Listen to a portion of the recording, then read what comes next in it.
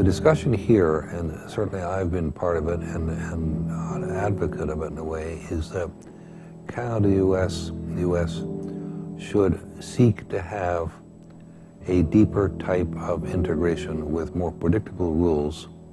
There is a move toward a North American Union. This is not a prelude to a North American Union. The Security and Prosperity Partnership, what some call the North American Union. It's essentially the centralization of power into fewer hands. What would be the benefits for creating the equivalent of the euro? And I had the idea, the inspiration to call it the Amero. The Amero is the proposed new currency for the North American community. Our country is being defined and shaped by corporations. And the only people who were invited into the room were the largest CEOs of the largest businesses in the three countries.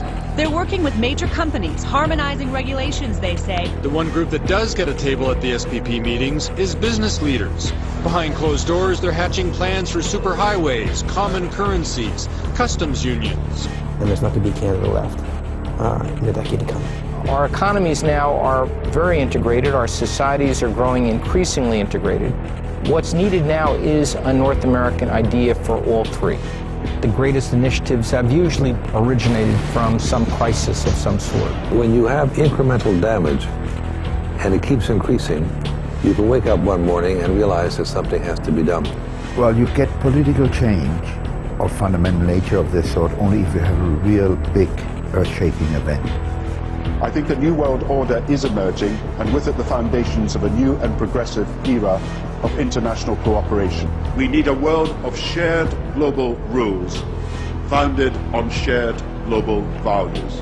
And my hope is that eventually, if there is a major catastrophe, there will be enough people around who will say, well, this may be the time to try out this new idea. Create the disease in order to offer the cure. It's the Hegelian dialectic. And they get all the people prepared to make entirely new decisions and think in entirely new ways that facilitate more plans for more control by the people at the top. They create order out of the chaos they create. Because once you centralize power, then you have total control over the people. I can see an obvious, clear problem with that. Well, the end game is it's not going to stop at the North American Union. It's going to be one further step along the road to one world government. One world government? Mm-hmm. Yeah.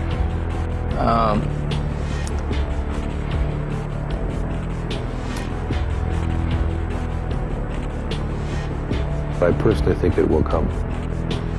It will come.